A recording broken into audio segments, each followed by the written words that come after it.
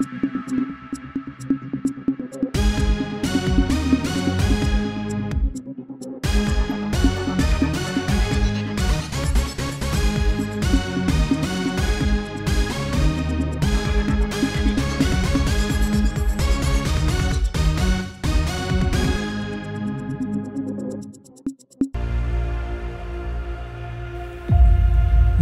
সমাজের জন্যে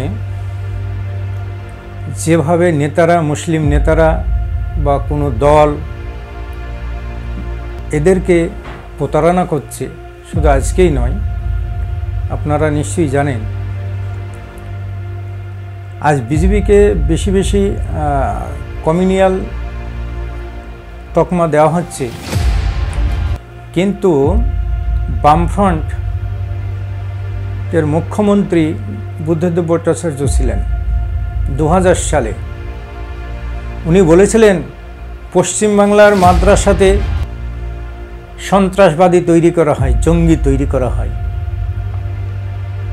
তখন কিন্তু বিজেপিকে বলেনি। তাহলে কি বুদ্ধদেব ভট্টাচার্য বিজেপি ছিলেন? আপনারা নিশ্চয়ই জানেন 2000 সালের পরে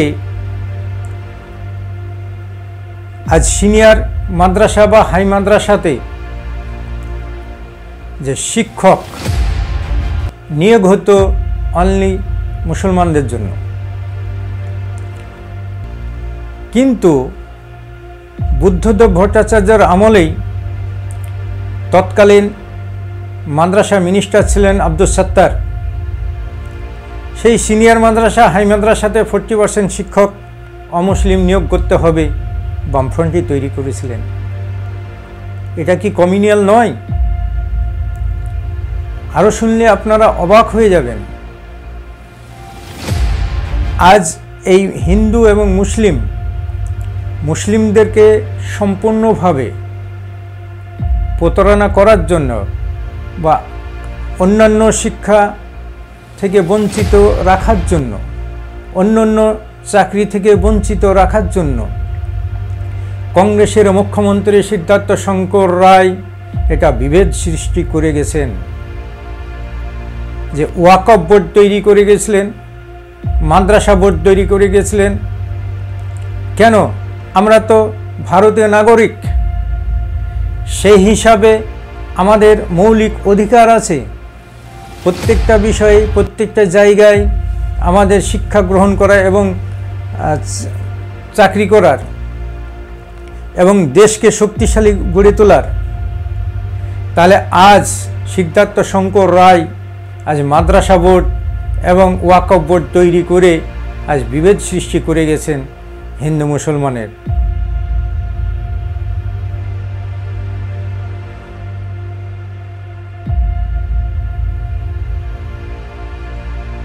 আমি তো বললাম এ বামফ্রন্টের কথা। তৃণমূল আমাদের যে কাজ করে গেছেন, মুসলিমদের ভোট নিয়ে মুসলিমদের হয়ে প্রচার করে 2011 সালের আগে বলেছিলেন যে ওয়াকফ বোর্ড আজ সিবিআই তদন্ত করা হবে, কিন্তু সেখানে সিবিআই তদন্ত করে আজ কোনো রকমের ওয়াকফ সম্পত্তি উদ্ধার করা হয়নি। এখানে বামফ্রন্টের তৎকালীন স্পিকার ছিলেন হাশিম আব্দুল হালিম, উনি আজ ওয়াকফ সম্পত্তি ভগদখল করছেন, ওনার ছেলে বা উনি করে গেছেন। এখানে আদার্স তৃণমূলের অনেক তাবড় নেতা ওয়াকফ সম্পত্তি ভগদখল করছেন।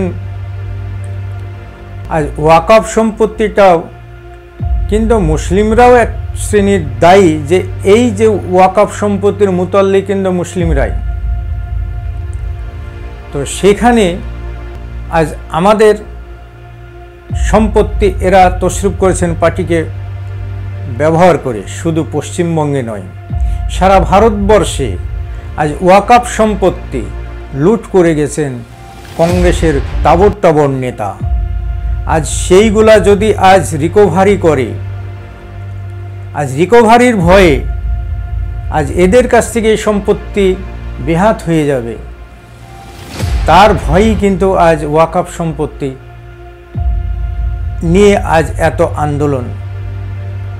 আজ শুধু এখানেই নয়, যারা শিমি বলে আজ মুসলিমদের তাবর তাবর যারা প্রভাবশালী লোক, তাদেরকে যখন মুসলিমদের কাজ করছেন, এরা মুসলিমরা পিছিয়ে আছে, সেই শ্রেণীর মানুষকে নিয়ে এনজিওর মাধ্যমে যখন কাজ করছেন, তখন কংগ্রেস তৎকালীন কেন্দ্রে ক্ষমতায় ছিলেন, রাজ্যে ছিলেন আমাদের বামফ্রন্ট।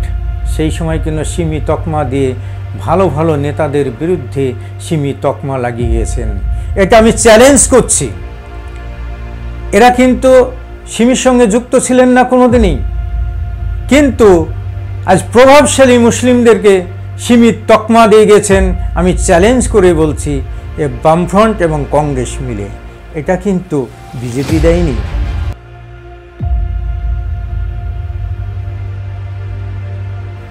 আজ বাবরি মসজিদ নিয়ে 500 বছরের এই সমস্যা,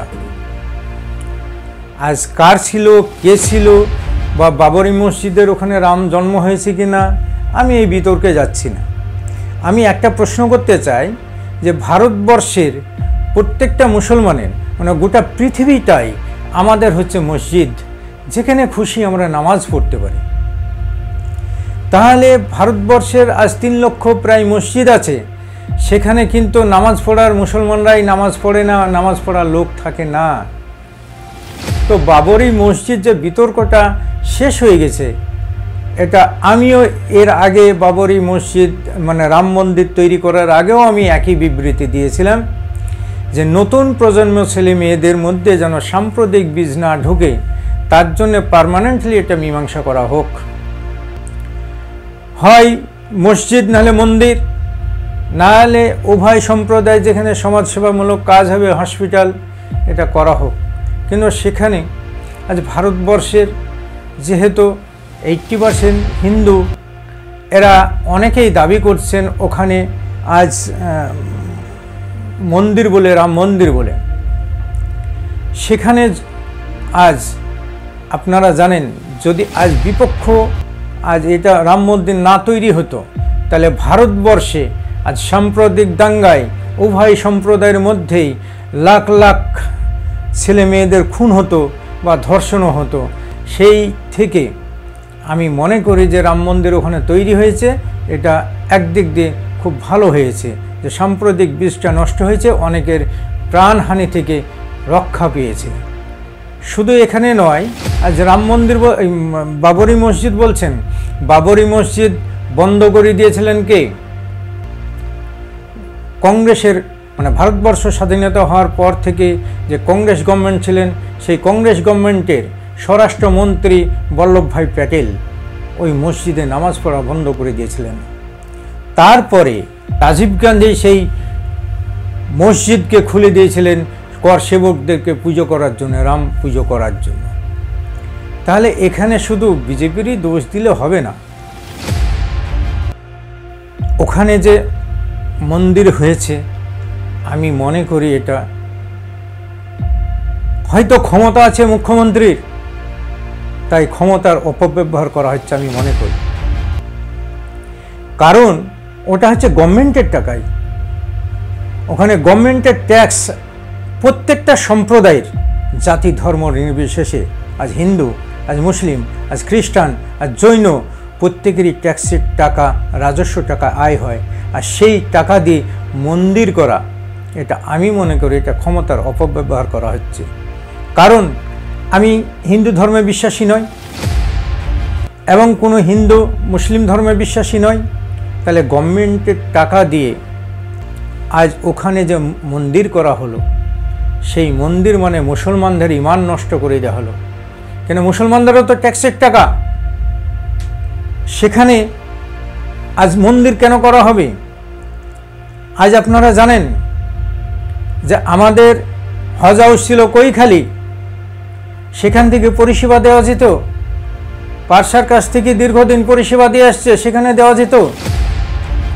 কিন্তু গভর্নমেন্টের টাকা থেকে আজ থার্ড হজ টার্মিনাল তৈরি করা হলো এবং মসজিদ গড়ে তোলা হলো, যেখানে সাধারণ মানুষের পরিষেবা নিতে আসতে হাজিদের, বয়োজ্যেষ্ঠ হাজিদের খুব কষ্টকর আমি মনে করি নিউ টাউনে যেখানে হয়েছে, এবং সেই টাকা হচ্ছে গভর্নমেন্টের টাকা দিয়ে তৈরি করে দেওয়া হচ্ছে। তো গভর্নমেন্টের টাকা মানে সেখানে আজ মদের টাকা, সেখানে রেস্টুরেন্টের টাকা, সেখানে বারের টাকা, রাজস্ব টাকায় হয়েছে। সেই টাকা দিয়ে আমাদের মসজিদ গড়া আমাদের বেআইনি ইসলামিক দৃষ্টিতে, মানে সেখানেও আমাদের ঈমান হারা হচ্ছে। আমি মনে করি এই ধর্মীয় মেরুকরণে না গিয়ে আজ ওই টাকা দিয়ে, আজ যেমন এইমস হসপিটাল সেন্ট্রাল গভর্নমেন্ট করেছে, সেখানে হিন্দু মুসলমান প্রত্যেকে পরিষেবা পাচ্ছে। কল্যাণী এইমস হসপিটালে সেখানে হিন্দু মুসলমান প্রত্যেকে ওখানে চাকরি করছে, আমি দায়িত্ব নিয়ে বলছে, মানে মুসলিমরাও চাকরি করছেন। সেন্ট্রাল গভর্নমেন্ট বিজেপি যে এত আন্দোলন করলেন রাম মন্দির নিয়ে, আপনারা বলতে পারবেন যে রাম মন্দির গভর্নমেন্টের টাকা দিয়ে তৈরি হয়েছে? ওটা জনসাধারণের টাকা দিয়ে রাম মন্দির তৈরি হয়েছে। এবং এখানে যে আপনার মিদনাপুর দীঘাতে যে আজ মন্দির তৈরি করলেন, সেই মন্দির তৈরি না করে উত্তরবঙ্গ আজ সব দিক দিয়ে প্রতারণাইরা। কারণ উত্তরবঙ্গ থেকে আজ দক্ষিণবঙ্গ আসতে প্রায় 600 কিলোমিটার, এদের মানুষ সংখ্যা জনসংখ্যা বেড়েছে, সেখানে কোনো যাতায়াতের ব্যবস্থা, রেল লাইনের কোনো ব্যবস্থা করছেন না বা অন্য কোনো ব্যবস্থা নেই। তাহলে সেখানে আজ এইমসের মতো হসপিটাল তৈরি করতে পারতেন ওই 1200 কোটি টাকা দিয়ে। আজ সেখানে আজ শিক্ষা প্রতিষ্ঠানের জন্য ভালো একটা ইউনিভার্সিটি গড়ে তুলতে পারত, কিন্তু সেখানে তৈরি করেনি। আজ উত্তরবঙ্গ আজ এরা ওখান থেকে বঞ্চিত। আমার মনে হয় যে এখানে ধর্মীয় মেরুকরণের মাধ্যম দিয়ে কোথাও মসজিদ, কোথাও মন্দির গভর্নমেন্টের টাকা দিয়ে তৈরি করা, আমি মনে করি এটা ক্ষমতার অপব্যবহার করা হচ্ছে। আজ আগেও আমরা হিন্দু মুসলমান প্রত্যেকে ধর্ম পালন করেছি, গভর্নমেন্টের সাহায্যের কোনো প্রয়োজন হয়নি, আজও হবে না, আগামী দিনেও হবে না। আজ বলুক কোথাও মসজিদ তৈরি করার জন্য পশ্চিমবাংলায় আমরা মুসলমানরা গড়ে তুলে দেব। আজ কোথাও মন্দির তৈরি করার পারমিশন দেওয়া হোক, রাম মন্দিরই, কিন্তু সেখানে হিন্দু সম্প্রদায়ের লোকরা আজ সেখানে মন্দির তৈরি করে দেবে। তো গভর্নমেন্টের টাকায় এমন কিছু উন্নয়ন করা হোক যে উন্নয়নটা আজ হিন্দু মুসলমান খ্রিস্টান জৈন প্রত্যেকে যেন সেখানে পরিষেবা পায় এবং দেশের উন্নয়ন গড়ে ওঠে, সেটাই চাই।